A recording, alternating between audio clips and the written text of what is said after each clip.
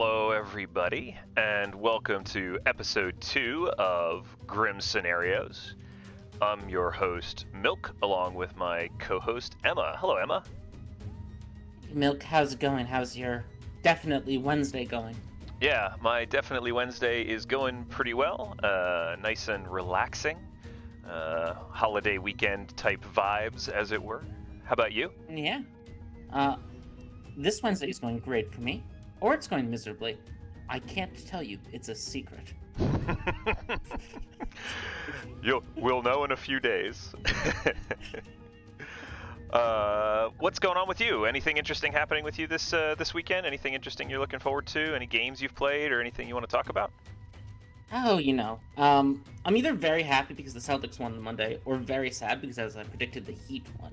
I don't know really which it is, but I'm sure I do know because it is Wednesday after all. Indeed. This happened Monday, of course.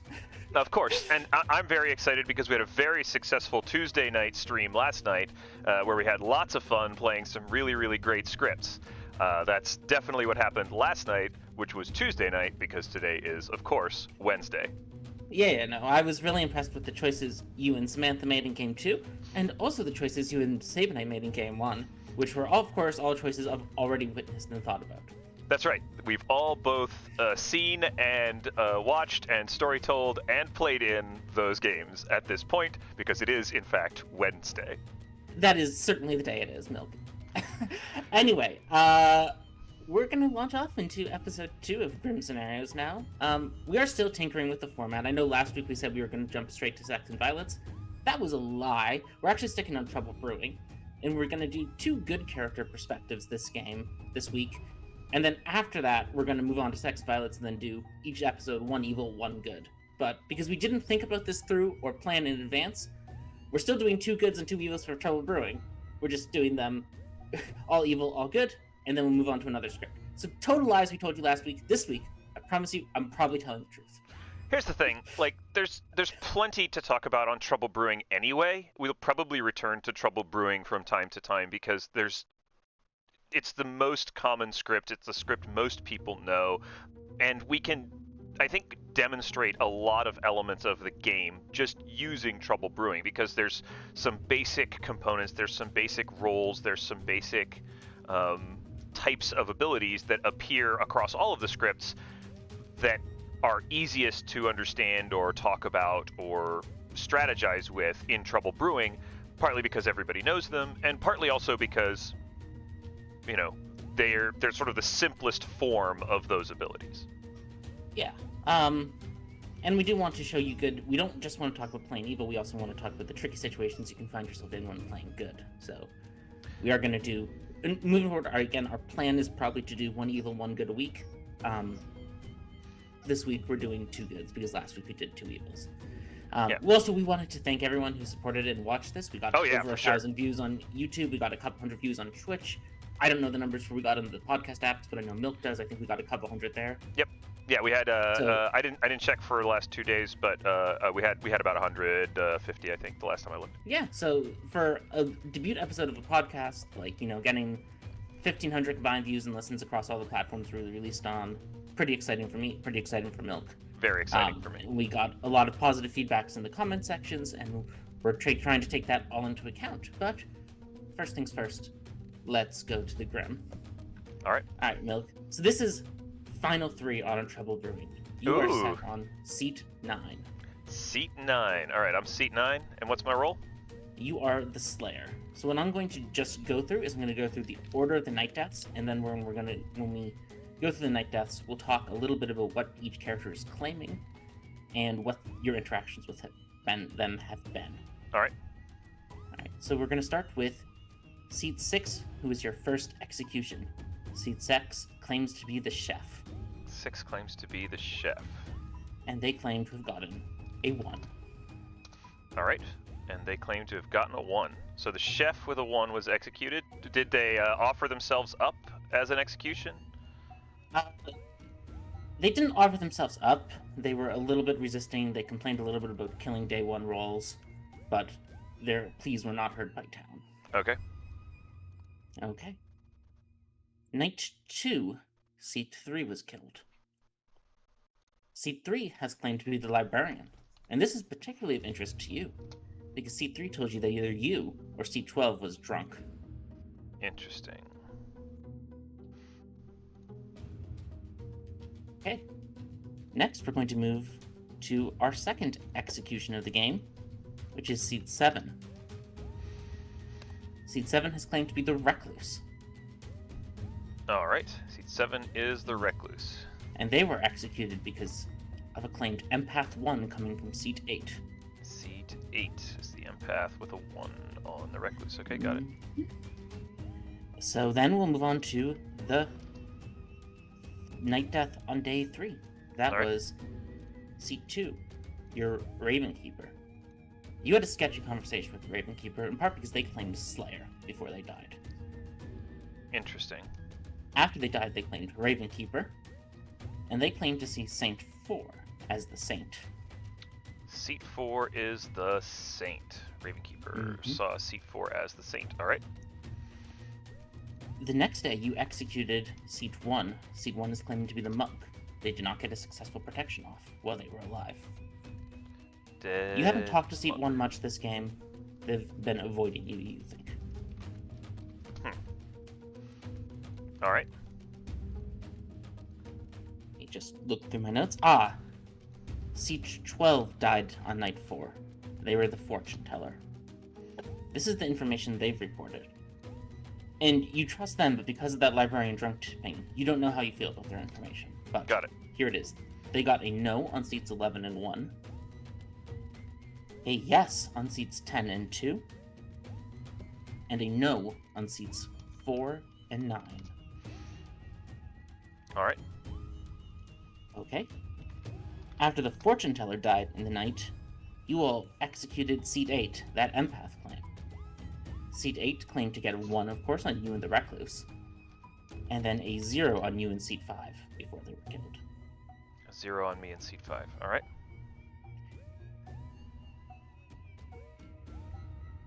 See, there's our dead empath in Seat 8.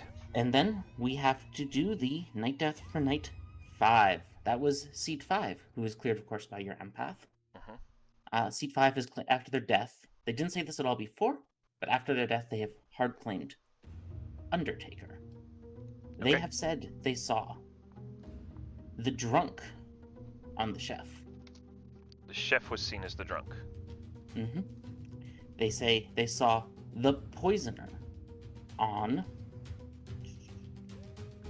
Sorry. The librarian. recluse. No, the recluse, yeah. Yes. And then they said they saw the poisoner again on the monk.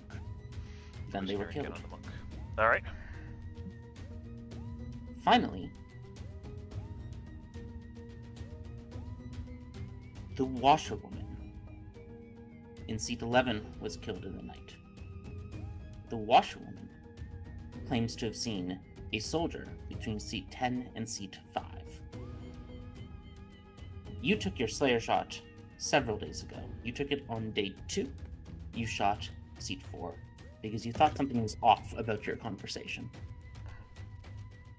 They're the Saint claim, confirmed by the Ravenkeeper.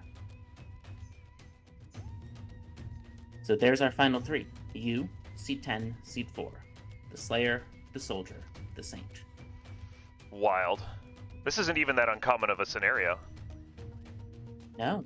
So, what are you thinking? Let's start. We're gonna eventually ask you to make a nomination. Sure. We're not gonna simulate a vote, because who knows if all these crazy people are voting. But we are gonna try to get your thoughts and then ask you for who you nominate and who you think is the evil team. Okay, let's start in...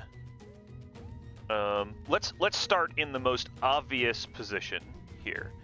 There are 3 outsiders that are being pointed to on this Grim.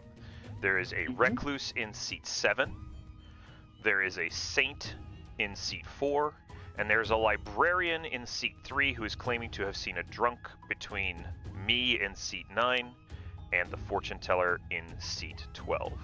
So, And why is 3 a strange number? 3 is a strange number on a 12-player Grimoire because in a 12-player Grimoire you should have 2 base outsiders and then you would only add outsiders in Trouble Brewing if there's a Baron, which would add 2 outsiders. If there were a Butler, a Saint, and a Recluse claim, then we might have a Baron in the game, because there could be a drunk that's hidden. The librarian, may see them and then say, hey, there's a drunk out there. But in this case, we don't have a Butler claim anywhere. There's no reason for a Butler to hide their claim at this point in the game in Final 3. So there's no Butler, which means one of Seat 3, Seat 4, and Seat 7 is lying. Which one do you think is lying? Currently, I'm tempted to think that it's Seat 4, the Saint claim, that is lying. The librarian seeing a drunk between me and the fortune teller makes some sense. If my shot didn't kill the Saint claim, it's possible that I was the drunk in that. But I think you said that the fortune teller had a no between me and Seat 4. So that's kind of interesting. Seat 2, you're also somewhat suspicious of, is insisting they're the Raven Keeper who saw Seat 4 as the Saint. Now, that's true. On the other hand, you told me that I took my shot very early in the game on the Saint. You did. You took it day 2. So there's definitely a possibility here that Seat 2, who I'm suspicious of, who had a fortune teller yes on them, who died in the night, was an imp who star passed to a Scarlet Woman, or star passed to didn't have to star pass to a Scarlet Woman, just star passed to a minion in Seat 4, who had already been Slayer shot and was likely not to have been the, looks like they're not the demon, basically because of fortune teller information or because of whatever. That puts us in a weird situation with the fortune teller information, where the fortune teller has a yes on someone that I think might have been the demon who star passed. But certainly a Raven Keeper claim that died in the night that then claimed to have seen the Saint on someone that I think is pretty sketchy is an interesting proposition. Yeah. Now, of course, the fortune teller also got that yes on Seat 10, who's still alive. Correct. And that's obviously problematic, because Seat 10 could just be the imp. There's almost no way for me to make a judgment about that in the current situation. We never got empath info on it. Who was the washerwoman clearing? They're saying they saw a soldier between Seat 10 and Seat 5, and Seat 10 is claiming soldier. The washerwoman in Seat 11 is just as vociferous as the Raven Keeper on Seat 2. That their guy is not the demon. Right. So we've basically got two possible pairs of star passes here. The washerwoman to the soldier and the Raven Keeper to the Saint. Neither of those has to be a star pass, of course. Do you consider all the possibility that Seat 10, the imp, killed Seat 11, their minion? It's a possibility. Good. Yeah, that's a possibility. They certainly can't.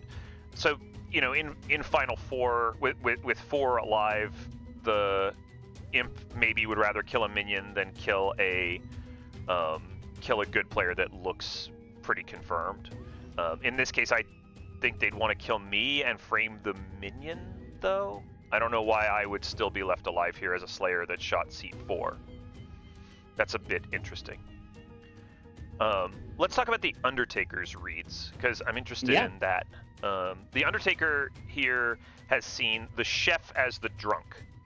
That puts the Undertaker at odds with the librarian, because the librarian is either the drunk or has a drunk between myself and the fortune teller.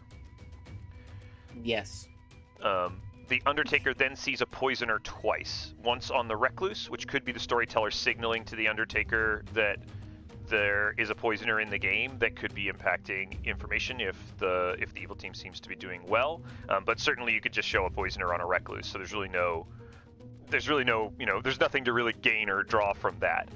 Then seeing a poisoner on the monk is very interesting. I suppose the monk claim could have been the poisoner, was executed here mid-game, which suggests later game information might have been good. The empath's information seems correct, so I think we probably believe the empath that the Undertaker is good, especially because the Undertaker was killed after the empath cleared them. So I think the empath and the Undertaker are probably both good here. I don't think the chef is drunk with a 1, which points more towards washerwoman and soldier as an evil pair than Ravenkeeper's saint. But if the monk is the poisoner, monk Ravenkeeper can be an evil pair with the saint left over as the third evil who's not in the chef number, and again a really good way to escape. Also, I have to have this continued suspicion about where the extra outsider is, right? We've still got this one extra outsider, so that's a problem I have to resolve. Yeah. What are you looking for when you try to decide who you're going to vote on between seat 10 and seat 4? Obviously, you're not going to vote on yourself because I know I'm good, and as a good player, it's really, really, really important to remember you shouldn't vote on yourself in Final 3. That is not a good way to get rid of suspicion from yourself. You will just fucking look suspicious. Ooh, I shouldn't have cursed. That was bad. Bleep that out later, I guess. Oh well. Yeah, no worries. You will just look really suspicious if you vote yourself in Final 3. You'll look like a minion. Don't vote yourself in Final 3 ever. You can't win that way. You can't win by voting on yourself as good in Final 3. So maybe just don't do that. So we've sort of talked about the claims and the mechanical information. What else are you sort of looking for as you make this decision? The social read is really important here. This would probably, in a real situation, be mostly off of social reads. I've got the seat 1 claim, not talking much, kind of being quiet, kind of being shifty. If this is a newer player, potentially that's a new player who's not really sure what to do with being an evil player. I've got the sketchy Ravenkeeper in seat 2 with a fortune teller yes on them, which is pretty interesting information. Yeah, that's also on seat 10, but it is what it is. So I mean, there's a lot of socials that are suggesting that seat 1 and seat 2 are evil.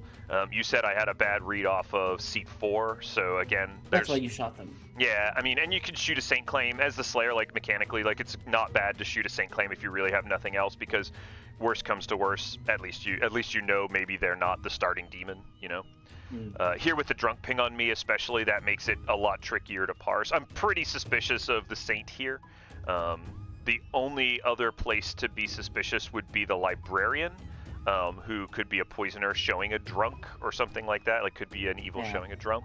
But the again, librarian was the first night kill though, so yeah. So that really doesn't. think the first night kill's likely to be the poison? I mean, that would literally just be the demon, whose just star passes right out of the gate. So I just don't think that's likely. It seems like the librarian is probably legit and either is drunk or I'm drunk, and that the chef one, if it's correct, which I think it is, because again I think I know where the real drunk is. If the chef one is correct, then it's probably between the monk and the Ravenkeeper as the starting imp and the poisoner. The Undertaker got a good read off of the poisoner after they were killed. There's a lot of socials here that suggest it's those 3 players, 1, 2, and 4, the monk, the Ravenkeeper, and the saint.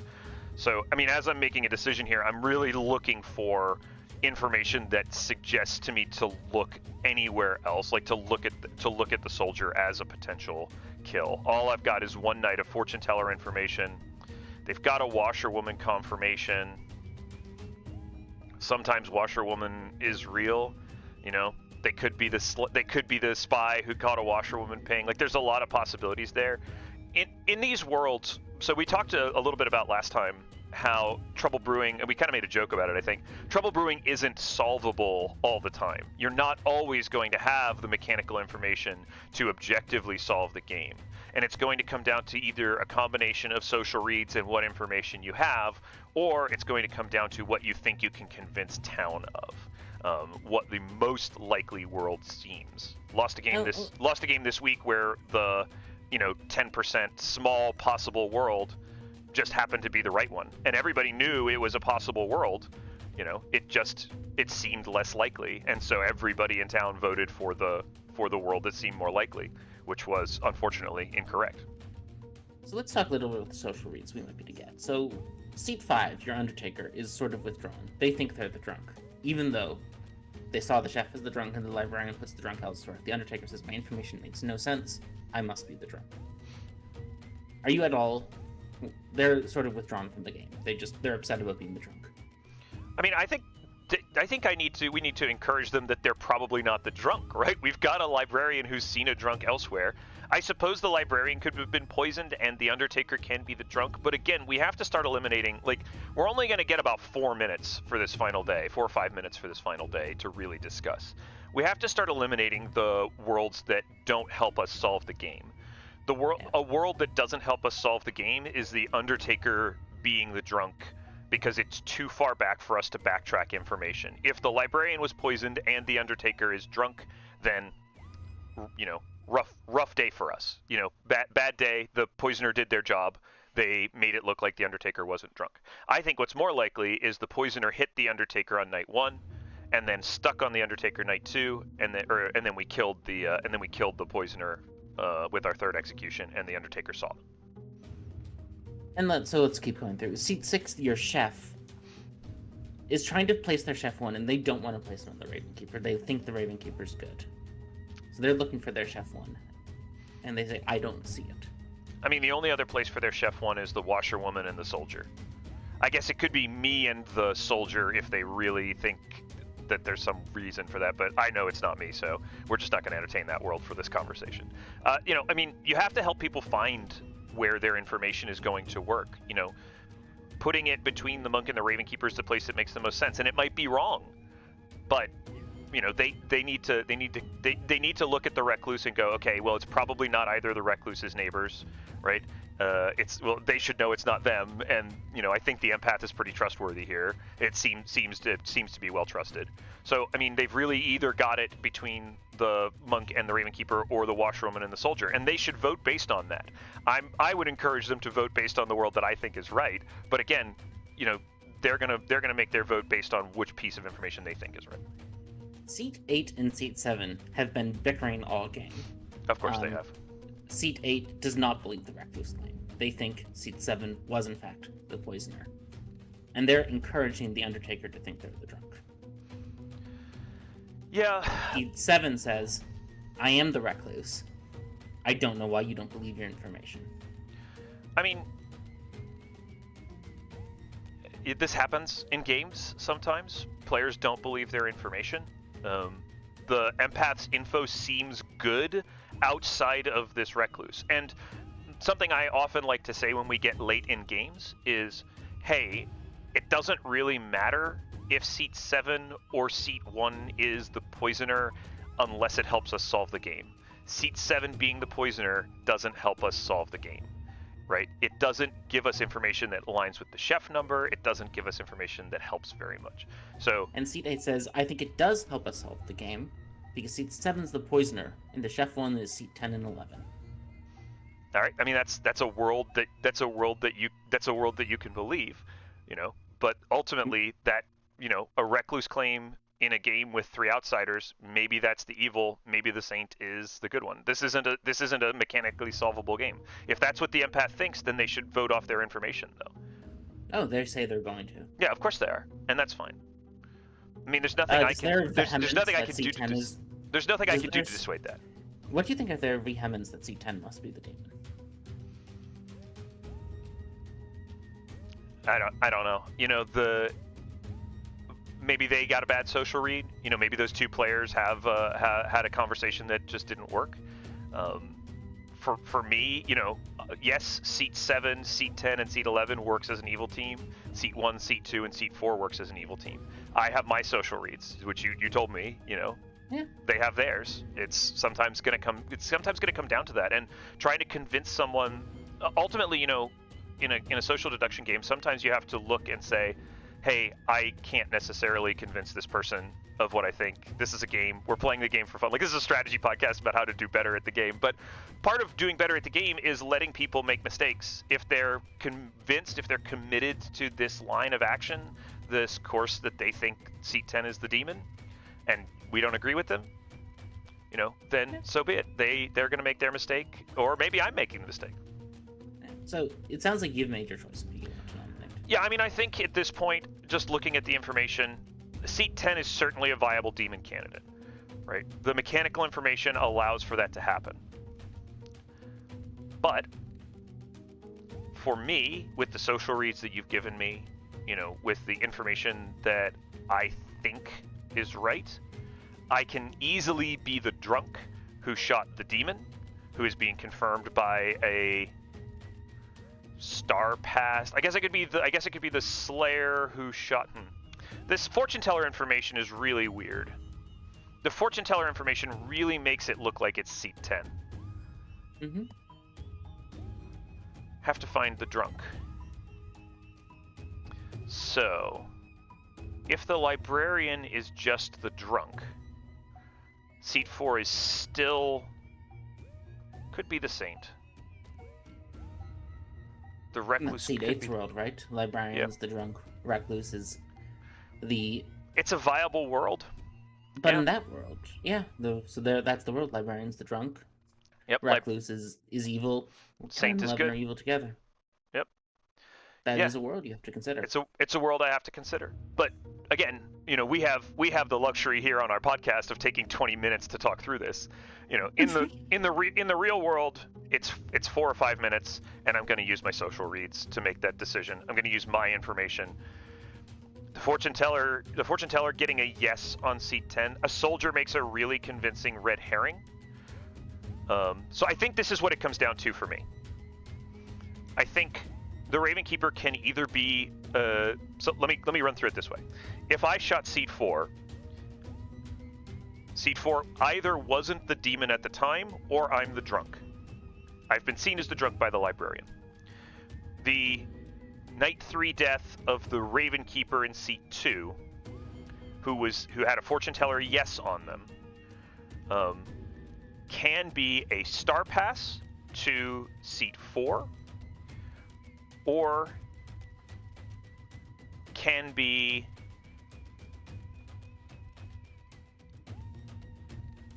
poison. No, not on night. Yes, on night 3 can be poisoned still. The Undertaker gets a read. Yeah, there's just more info here, plus my social reads, to make it seem like the Saint is the evil one. Okay. So is that your final choice? Yeah, I mean, I'm gonna nominate the Saint here. I might have this backwards. The soldier makes a very convincing red herring for the fortune teller to hit. I can be the drunk who shot an imp. There's just more. It's 60-40, 65-35. There's just more information here that suggests to me that the Saint in seat 4 is the evil one, and I might have gotten it wrong, but I'll nominate seat 4. You nominate seat 4, and we'll pretend seat 4 was executed. Let's go to the Grim. All right, let's start, of course, with you. You are the sober and healthy Slayer. Interesting. Your shot on seat 4 did not kill them, because they were not the imp. Seat 3, your librarian, was in fact the drunk. Classic drunk librarian, getting easy things on 2 sober players, you and the fortune teller. Let's go over to seat 6. The chef, with a real 1. Maybe. We'll stop by seat 1, who you correctly sussed out was the poisoner. That double poisoner information on the Undertaker smells very much like seat 1's the poisoner. Looks like seat 1's the poisoner. So you got that right. Seat 1 was the poisoner. That's why they were scared of you. They were afraid of your C- social reads. C- social reads, everybody. That's a joke. That's a joke. It's a joke. Milk is a very good social reader. It's a joke from someone said about Milk. No, that was your mechanical skill. Sorry. Your C- mechanical, B+ social. Yeah. Let's see. Let's go over to your Undertaker. You correctly sussed out was just getting weird information because they were poisoned when they saw the chef. Registering off seat 7, the Recluse, when they saw the poisoner and then saw the actual poisoner. The poisoner didn't in fact stand the Undertaker. They moved off to poison kill the Ravenkeeper.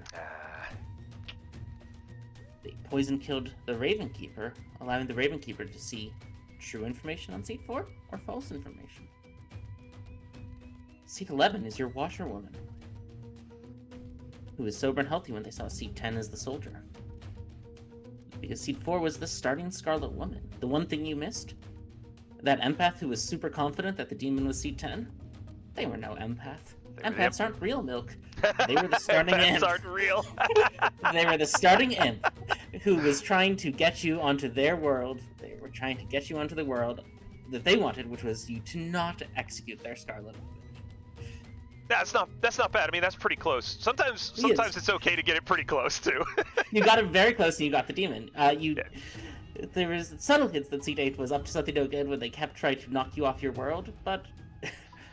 Yeah, I mean, but people will do that. Like, people will get stuck on a world and they won't want to change. And maybe in real life, like with a real person, I would have had a social read that was more suspicious. You were pushing on it a little bit, but that can just be a stubborn player or a player who just really thinks that their information is the right one.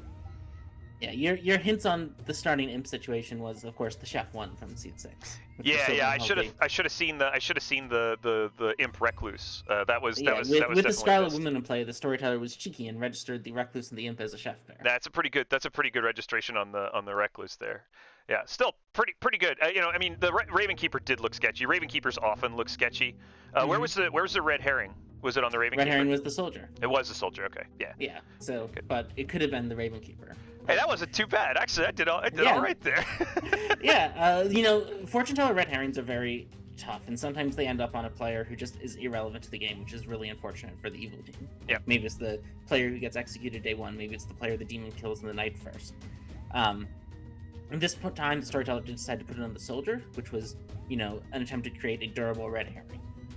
Yeah, that's nice. I mean, that means that the red herring is going to last for a while unless town kind of gets aggressive on pushing on them, or if they get in a double claim or something.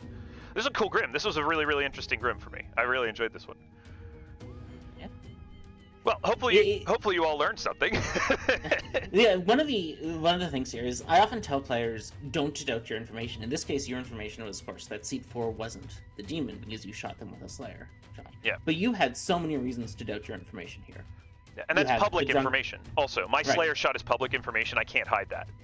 It's the drunk ping. It was early, which gives the evil team plenty of team time on Trouble Brewing to move the imp to a Slayer shot player. Like, something we talked a little bit about last week, which I think listening back on the podcast, I didn't explain myself super well, is when a player's Slayer shot and survives, and the demon doesn't kill them, something's weird about that. And in this case, you shot the Saint, and despite that, the evil team was never interested in killing the Saint. Yeah, that's odd, right? Which is odd. It's a very odd thing. Why is this confirmed not demon not dying in the night? Precisely. It's probably because they're evil. Yeah, or something's up with that for sure. Let's talk about. It's possible. Sorry, go ahead. Yeah, no, it's possible the imp just wanted the Saint win condition to stick around, but it's more possible that they're just evil. Something we said last week that I thought was very interesting was people don't want to kill Saints. People are very hesitant to kill Saints, and evil teams leave Saints alive late game quite often, even though the win condition no longer necessarily has value.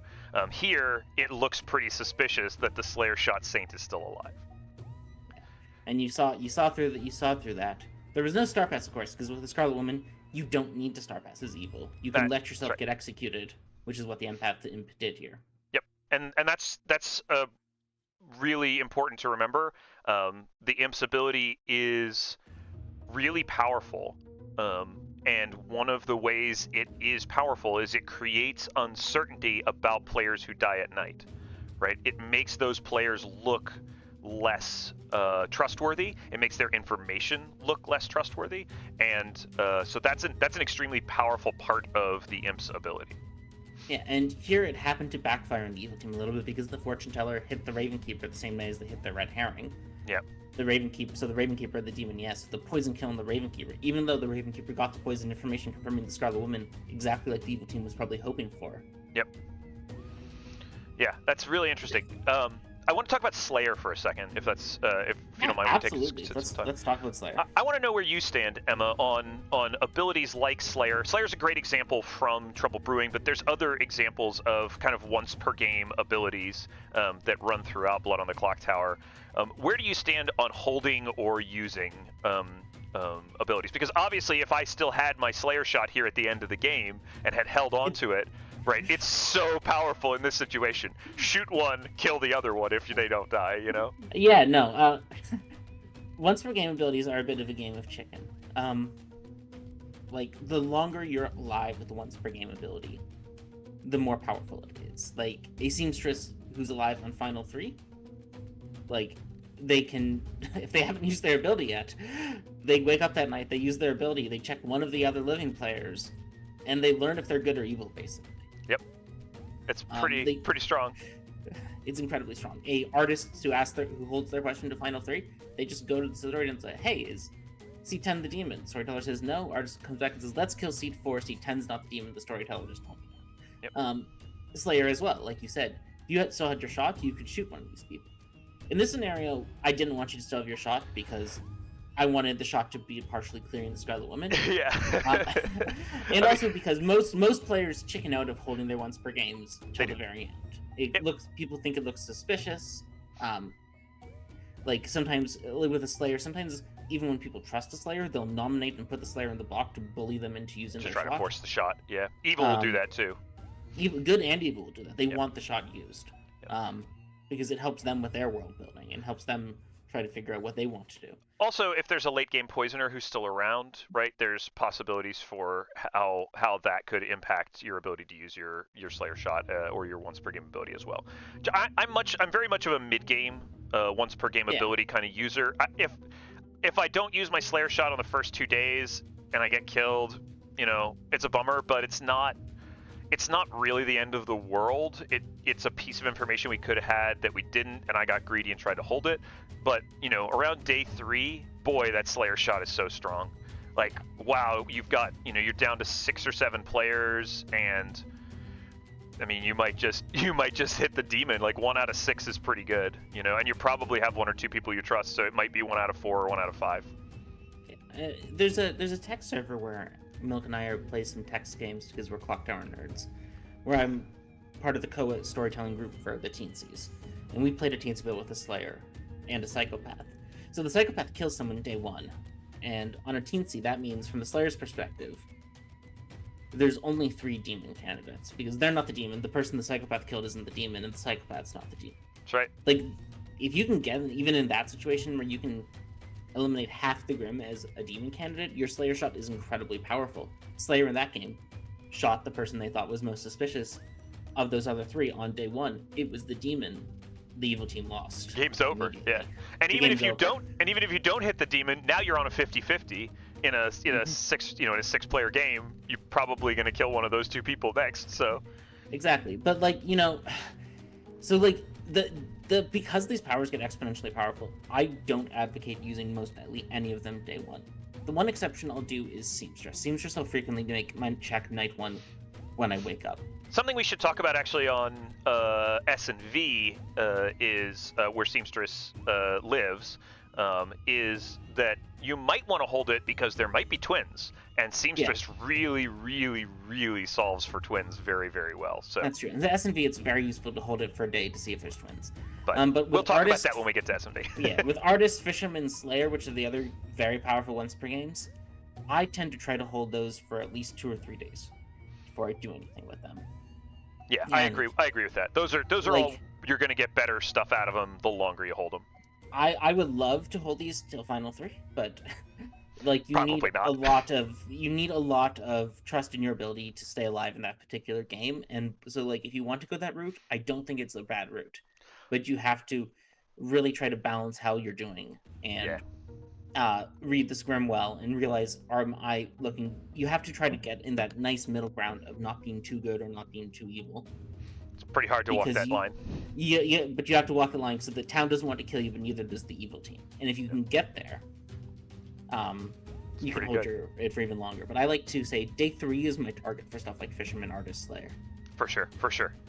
Used it day 2 here because that was the scenario. Also, you were worried you were drunk and didn't think it mattered. Yeah, I mean, it's going to be situational, right? Use it when you think it's necessary. Don't hold it, unnecessarily. If you see an opportunity to Slayer shoot a saint, a soldier, clear something, and you think it's worth doing, go for it. So let me go. We're gonna go take a little break. We're gonna take jump to the little intermission screen here for a second, and then we'll come back and we'll do another one. Okay. Can they hear us on the intermission screen, Milk? Yes, they can hear us on this intermission screen. I need to jump to a different intermission screen.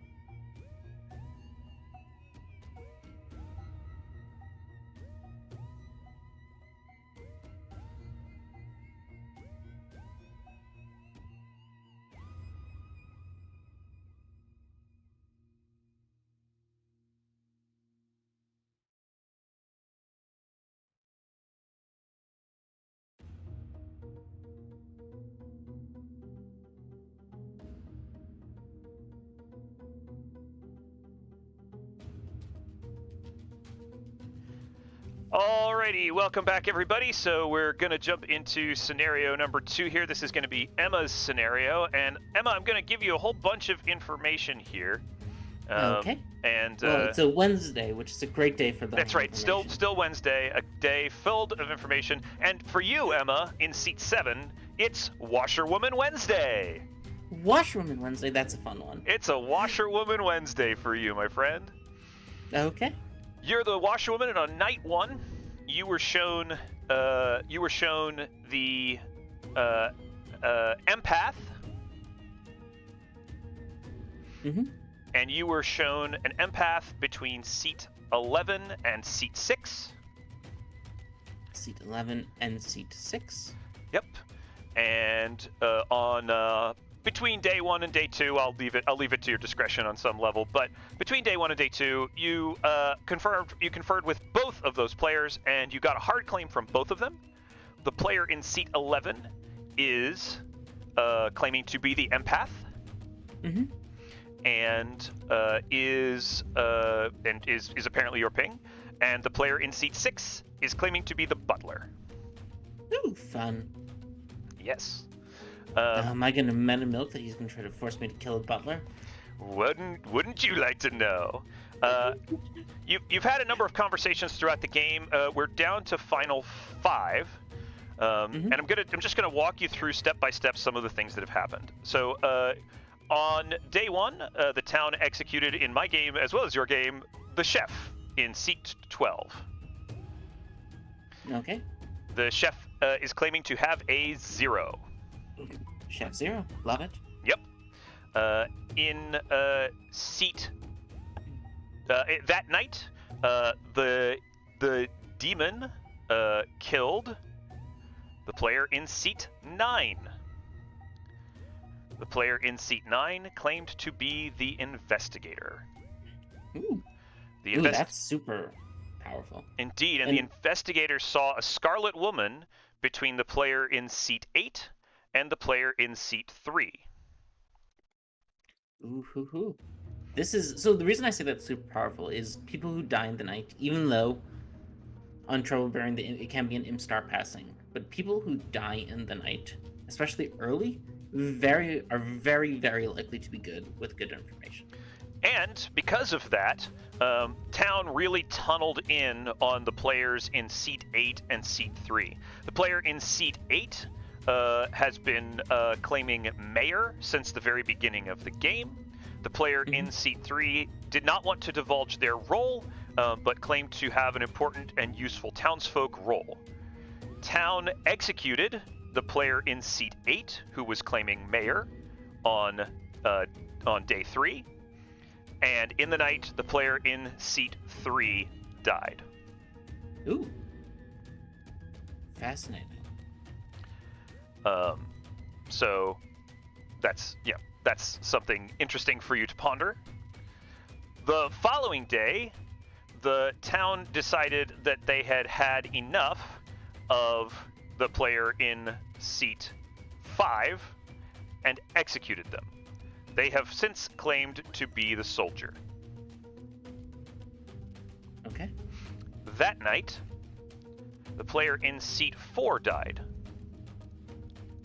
They claimed to be the Raven Keeper. The next day they wake up and claim to be the Raven Keeper, who looked at you and has confirmed that you are in fact the Washerwoman.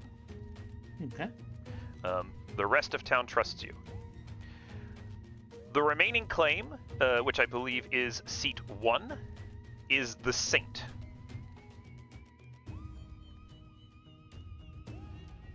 Okay. Seat 2 is the Fortune Teller. The Fortune Teller is still alive. Okay. The Fortune Teller has checked predominantly dead players at this time, but has a yes ping on seat 10 and a yes ping on seat 6. Okay. Independent. Are we on 6 alive? A yes ping on seat 10 and a yes ping on seat 6 and seat 1. Independent, excuse me. Okay. The ping with seat 6 was with your empath. So seat 10 and 11 are a yes, and seat 1 and seat 6 are a yes. So good. Right, Fortune Teller, yes, is still alive. Yep.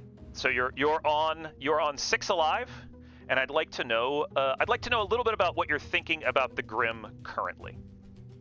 Did C3 claim at all after they died? Seat 3 claimed to be the monk. Oh right, sorry, I missed that. So No we problem. have Chef 0 And is seat 10 offered any sort of public claim? Yes. Oh, seat 10 has claimed to be the recluse.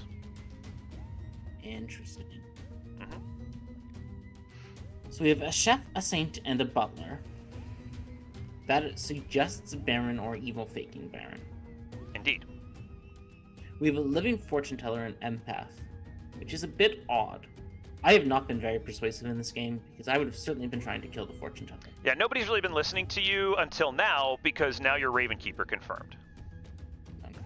So now that you're Ravenkeeper confirmed, everybody really wants to know what you think, and the town really wants to push on the people that you think are evil. Right. The yeses are on the recluse and the empath together, Correct? and then the saint and the butler together.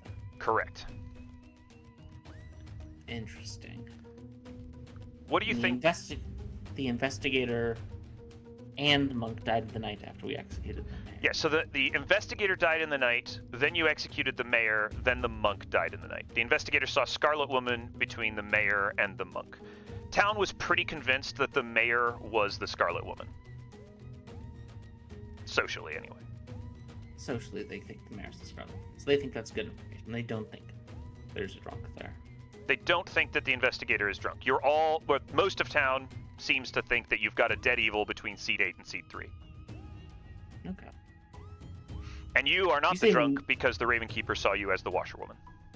Yeah. The world where I'm the drunk is specifically, it's a Baron Poisoner game, and the Ravenkeeper was poison killed, allowing the drunk to be seen on me, and because I'm drunk, I was shown a demon bluff between two evils. Yep. Which is a world. It's a world we have to consider at this point. It's very weird that neither my washwoman confirmation nor me are dead, especially with my washwoman confirmation claiming a powerful townsfolk role, which reminds me, what numbers is the empath reporting? The empath got a 0 on night 1 and has had consistent zeros since then. A 0 on night 1 and consistent zeros since then. Correct. Sitting next to the recluse. Sitting next to the recluse. Interesting.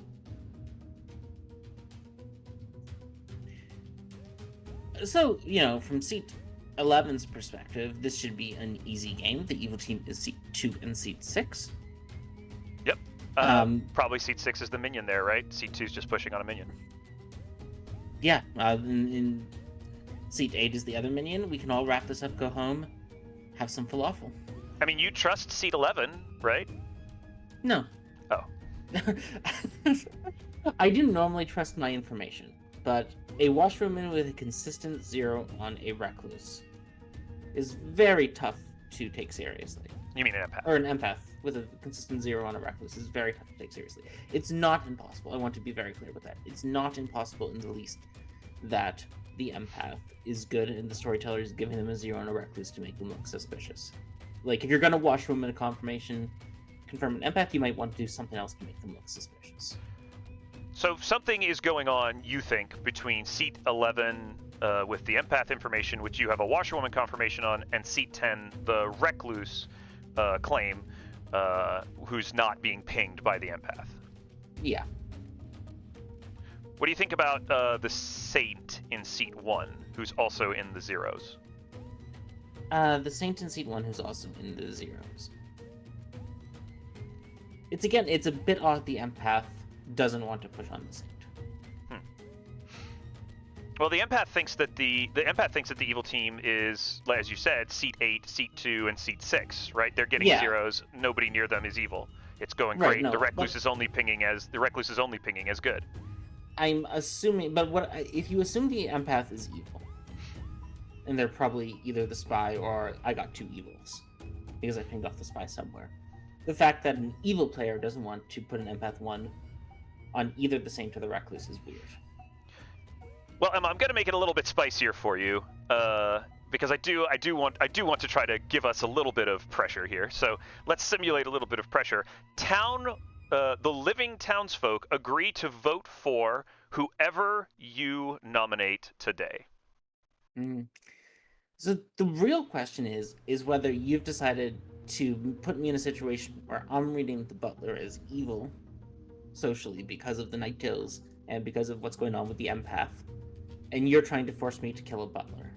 Milk, are you trying to force me to kill a butler? I mean, I'm just asking what you think is going on with the butler. What do you think is going on with your information, Emma? Oh, I think I pinged off a spy. You think you've pinged off a spy, and how would that work? For the audience at home, what would be a way that you could ping off of a spy? The spy can register as a townsfolk or an outsider. I think in this particular Grim scenario, it's highly likely either the empath or the butler is the spy. This is a bit of a meta call. It's a bit of a meta call on what makes for an interesting podcast topic, but it's also a meta call on the empath information. The empath information is a bit incoherent. It's not fully incoherent, but it's a bit odd. It's a bit odd they're still alive as a washerwoman confirmed empath, who's apparently locked down the evil team. Amazingly powerful empath information. Yeah, and it raises the smell test. I agree. Like, it's quite stinky. I'm not saying the empath is necessarily evil, and like I said, you should generally trust your information until you have a reason to not trust it. But there's a lot of red flags here telling me not to trust my information. One is, of course, the empath is alive and I'm alive, which is a suggestion that the evil team isn't worried about this confirmation pair for whatever reason, which is wrong. Evil teams should be worried about confirmation pairs. Those should be priority kills, because those are people who aren't the demon unless they're evil together, or a spy, or there's a spy involved, or a poison involved. And who I want to nominate really depends on whether I think it's a spy game or a poison game. I don't think it's a Baron game, and the reason I don't think it's a Baron game is I think probably the Butler and the Empath are both evil, and I think at least one of the Saint and the Recluse are evil because of the Empath information. Alright, that makes some sense to me. So, if it's a Poisoner game, the Butler's probably the demon, because the Butler is sat next to me, and I was probably poisoned to give me the poison to ping on the evil players. Sounds right. If it's a spy game, it's a bit trickier. If it's a spy game, if I'm the demon, you can probably guess that I'd probably bluff Butler over Empath, or at least I would have when I was newer at the game and had less established metas with people. At this point, I might have to be forced to bluff Empath just because in groups I play with, it's very suspicious when I claim Butler. For whatever reason. Nobody knows why. Know why. I don't know why. Sometimes I'm just the Butler friends. But like, for a lot of players, Demon feel more comfortable with an Empath bluff than a Butler. Okay. Which is a meta and a social call. Why that? Why take a townsfolk role, a powerful information role, over something like a Butler, an outsider role? Especially with newer players, especially at like conventions and situations where you might run in outside your established play groups, which I think is the more useful thing for this scenario, or for any of the things we talk about in this podcast, because in your established play groups, a lot of these meta calls and mechanical stuff is going to fall flat in the face of, that's what Milk does when he's evil. That's the Sabanite evil tell. Ryan's not doing his Ryan questions and listing the 16 players he thinks are good in a 10-player game and the 2 players who are therefore evil. Yeah. Like, your social tells are gonna become more prominent. Everybody has their own tells and reads, you know. Exactly. And as you play socially with more people, these tells are gonna come predominant over the mechanical and meta calls over bluffs. But in like a convention situation, in like a new player's night situation, in a public server, if you're hosting Clocktower in your community for the first time, you're excited, you want to make these meta calls. Demons tend to think that claiming powerful townsfolk roles will make town not want to kill them. They'll want to kill expendable roles instead. And that works for a couple of days. Yeah, and there's like a curve. There's a curve of Clocktower where players start on that curve. As you get more experience, you get more into, you fall off that, and then there's probably another curve at the end where you get back to sort of, we can just kill expendable roles and see what happens. But, also as you get developed in that end, like, you'll start making your own personal cause of what you want to do. There are some players who will never want to kill someone just to, like, get them confirmed by an Undertaker.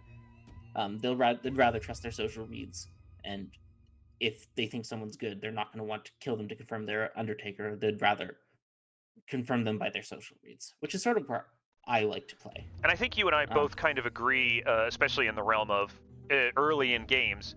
I don't really want to kill people that want to die. Like people who offer themselves up to die, people who are offering themselves as a sacrifice to town or whatever. Like I'd rather kill somebody who doesn't want to die, even if that means I might kill a powerful information roll or a useful ability. It's just better because evil's not going to be on day one going, hey, kill me, let's get 7-8 votes on me. That's not likely to help the town in the long run. So, but my meta call is this is not a Baron game. My meta call is that evil is bluffing at least one, probably two outsider rolls to sell a Baron game. My meta call is that I'm either poisoned or saw a spy, and it's probably either a spy Scarlet Woman game or poison or Scarlet Woman. So that means there's no Baron, which means there's something going on with the outsiders. Exactly. Which makes me think that the evil team is the Empath, the Butler, and one of the Recluse and the Saint, and I'm in a dangerous 3 evil alive situation where there's no real mechanical way to distinguish them from the demon because the fortune teller has a yes on all the possible evils. What I do have to distinguish them again is this meta call that most demons are going to feel safer bluffing Empath than bluffing Recluse or Butler.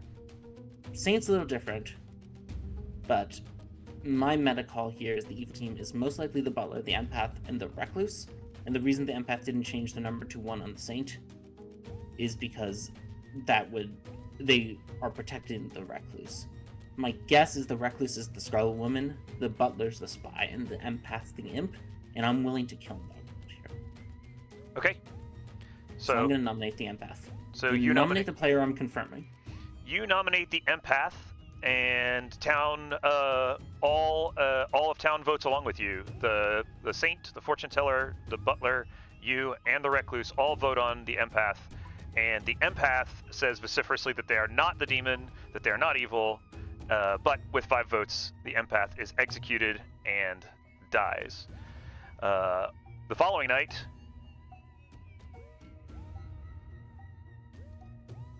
the Saint dies. Okay. And now you're on Final 4.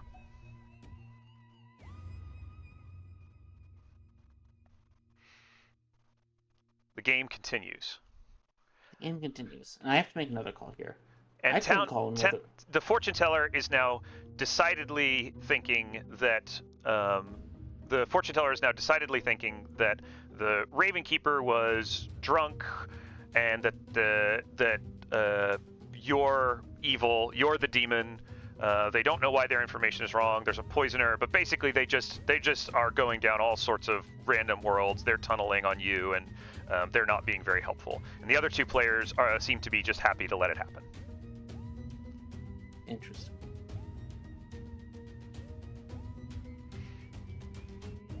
So the other world we have to consider is that I was sober, the Empath was real, and the Recluse is the spy. And in that world, Fortune Teller's the demon, and there's 3 evils alive.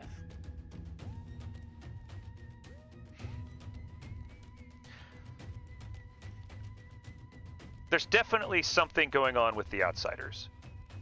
Yeah, there's no doubt. At least one of these outsiders are evil. My inclination is still they're both evil. The fortune teller tunneling on me all of a sudden seems like a good player in a spiral, more than it seems like an evil player. Okay. But I could be wrong there. I really could be wrong.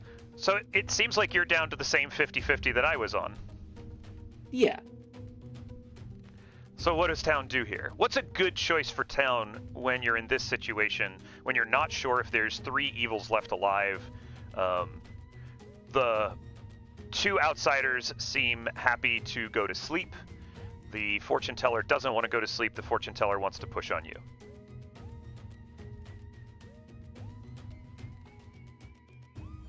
Wanting to push on me is a bit of a minion play, the fortune teller's part, but it's also a scared good player. I think either way, the fortune teller is not the kill here. The kill is either sleep or kill one of the Recluse and the Butler. And my inclination is to kill the Recluse. But I don't want to be caught in a trap of a meta call where Milk designed the scenario to force me to kill the butler when I don't like killing butlers. No, I wouldn't set up a scenario to help you to make you kill a butler. I would never You do that. absolutely would do that. That's a meta call on Milk. Never do that. I don't hate butlers that much, do I? It's an absolute meta call on Milk. Sleeper kill, Emma.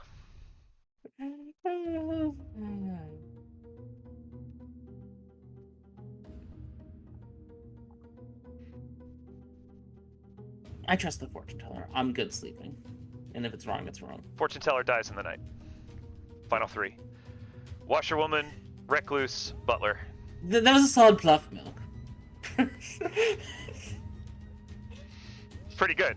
I think that was pretty good. Thank you very much. It was a I solid can make bluff. a social play. It was a solid bluff, but I read right through. So You read right we're just confirmed on my read that the evil team is the empath, the recluse, and the butler. Okay. We just have to decide which one. It's the 50-50 I had last time, Emma. It's the 50-50 you had last time, except for in this case, they're both evil. Neither of these players are good. Okay. Someone is drunk. Someone is drunk. And it's the chef. It's the chef Probably. who's drunk. No, it's the investigator who's drunk. The chef is sober because it's a spy game. The investigator's drunk because their pings are all good. Okay. Because the recluse and the butler are both evil. So it's at this point I should tell you, Emma, that this is a real scenario that I actually story told for some new players about 2 weeks ago. That's even more fun. Yeah. I thought you'd like that. This one's real, more or less. I modified it slightly, but it's basically real. The crux of the problem that you're encountering is real. So we've got a recluse and a butler. You're pretty sure they're both evil. Your empath ping may be evil, who's been putting zeros on a recluse the entire game. A chef with a 0 and a lot of dead people. The call is, again, it's back to whether this is a spy or a poisoner game. If it's a poisoner game, it's the butler. If it's a spy game, I think it's probably the recluse. And I think the empath is probably the spy. And the recluse is probably the demon. Your nomination. Nobody else seems interested in nominating. Yeah, I'm not surprised. Neither of these evil players want to nominate. You know what? We've gone through this. I'm going to stick to my moral and social guns, which is Milk isn't doing this to me with a butler. He would want to. He would want to tempt me to think he was doing this to me on a butler. I'm nominating the recluse, and if I'm wrong, I'm fine with it. You nominate the recluse. I'm sure most of the townsfolk will follow your lead because they all trust you. The recluse is executed and dies. And I'm gonna have to put the grim information in here really quickly, so I kind of have to, like, I can't send it to you without revealing it to the people who are watching. So I'll go through it as I put the information in here, and then send it along to you. Your read on this is very, very strong, Emma. Let's just go around. The chef is the actual chef with a 0. The 0 is correct on this grim. The Saint is, in fact, the Saint, and was killed in the night because they were a confirmed outsider, of course. The Fortune Teller was killed because you seem to trust them so much. After the Scarlet Woman in Seat 8, let's change this character to Scarlet Woman. After the Scarlet Woman in Seat 8, who was seen by the sober investigator in Seat 9, died, the demon decided to go ahead and off the monk in Seat 3. That was because there was a spy in this game, Emma, and the spy gave the grim to the demon. As we mentioned last week, sometimes you just kill a Raven Keeper and see what happens. And the demon did just that without bothering to poison the Raven Keeper because they had no poison. So the Raven Keeper got to confirm you. The soldier in Seat 5 was in fact the soldier, just being a little bit suspicious as soldiers do, which brings us to the butler in Seat 6, who was in fact the spy. The spy registered correctly for you as the empath, while the empath, of course, the poor, drunk empath, registered incorrectly for you, the washerwoman. So you got a ping off of a spy, which is exactly what you thought. This, of course, only leaves us with the imp, the one and only imp, sitting in Seat 10, and I will send you the grim, my friend. I mostly got it right. Yeah, we both mostly got these right. We got the right result in the end, even though some of the logic was a little bit off, right? And that's okay, because sometimes you don't know everything exactly correctly. Sometimes you intuit some things wrong, or you get a piece of the puzzle wrong. But ultimately, I think you kind of had a good sense that there was something wrong with the empath's information, and that makes the recluse look suspicious. You didn't quite catch that they were the drunk, but this was a real situation that I actually had in a new player game where I showed a washerwoman, an empath, who was sitting next to the demon, as their role, as an empath in a ping with a spy, because the empath was drunk sitting next to the demon. It's a classic trick. I've done it several times. Yeah. I ran a game on TPI a few months back where I decided to see what if I made TP a Vortox game where all information was wrong. So part of that was the drunk fortune teller was seen by the washerwoman against the spy, and the fortune teller got yeses on everyone who wasn't the demon. Yep. Or their red herring. Yeah. Like, it's a neat trick you can do, is show the spy and the drunk. The spy knows what's up, and that gives the spy freedom to bluff. They know that the other player is going to be confirmed. Yep. And this is something evil teams probably don't do enough, which is try to fake barren worlds. It's pretty easy to do if you have a spy. In fact, you should probably do it if you have a spy in play and there's no baron in play. But having two evils bluffing as outsider at the same time is very unusual. That's empowered here by the imp getting recluse as a bluff, and the spy getting the grim and knowing that there's no baron in play. But we saw through it. But of course we saw through it. So any other thoughts about this one, Emma? I hope this one was interesting enough for you, not too tricky, not too challenging. No, it was interesting. I did worry that I had gotten it wrong and you had put the imp as this in the butler bluff to mess with me. But, had to make the meta call. I mean, we both won the 50-50s that we made, too, which is pretty nice, I think. Nice feeling for both of us there. Yeah. Like I said, if it was a spy game, you had to kill it to C10 and 11. Of course. Not even a question. No. The tricky thing here, of course, was I didn't have the legit social read on C8. I just had Milk's description of it. And it's very, I've seen lots of towns assume someone's evil, assume a dead player they've executed is evil, and just be wrong. Yep. And my information was pointing me towards C10, 11, and 6 all being off, which was correct. C10, 11 was the drunk. They were just off for a different reason other than being evil. Mm-hmm. Yeah, which is something maybe the storyteller could have given them a drunk 1. If they had gotten a drunk 1 of the saint, maybe that helps them look good, which in turn makes the recluse look good. Yeah, it's possible. But in this case, the storyteller was... They made the choice, which is a good choice. Yeah, making a choice. The choice to protect the demon and give the empath a 0 on them is never going to be wrong when you drunk them. If you're making the choice to drunk the empath sitting next to the demon, you probably got to stick with it. Yeah, it was a read I had just on the way the bluffs and the information fell, but not everyone's going to make that read. A lot of the times it'll work out for evil better. Yeah. So I think we're on an hour and 10, so I think we probably have hit our mark here, Emma. Yeah, we have hit our mark. Like I said, unlike last time when we lied to you about what we were doing next, this time I'm telling the truth. We're going to do 2 weeks of S&V. Each week will be 1 good, 1 evil. If we start getting Grim submissions for S&V, we may even go through someone else's 3rd Grim and try to limit it to 20 minutes each, but we'll see. We'll talk amongst ourselves about who's doing good and who's doing evil next week. Yeah, we'll make a choice. We'll make a choice, and we'll coordinate it in advance, like we clearly do all the time. And didn't just hope on this Wednesday morning, which it definitely is. It's definitely Wednesday, everybody. Different characters and different scenario types. Yeah, just one other little thing. We did create a Grim Scenarios text chat in the Discord. It's down there under with all the other Clocktower stuff. If you do have some thoughts or feedback or ideas, or things you'd like us to look into or want to ask us about, that's not just like a full Grim, feel free to let us know there. You can ping myself or you can ping Emma, and we'll respond. We're kind of active in there. We're looking forward to kind of connecting with everybody and chatting there, since we won't necessarily always be available to chat in the Twitch stream and in the YouTube comments. It's not always the easiest way to communicate with us. But if you have some ideas or you're interested in giving us some thoughts or whatever, we're always happy to hear those. So I think that's wrapped us up pretty well, Emma. Yeah, and of course, if you have a Grim you want us to go through on Grim Scenarios, DM me on Milk or Milk on Discord with a picture of your Grim, a picture of what you knew at the time you want us to analyze, and a short, like, paragraph-long description of what you were thinking, what you actually did, what you were wondering if you could have done better or different. Yep. That's the plan for the future, everybody. So I think that's it for episode 2. We've done a whole episode here. This is pretty good. We have, and we both won. Hooray! That's right. So everybody, from me and Emma, join us next week for another grim scenario.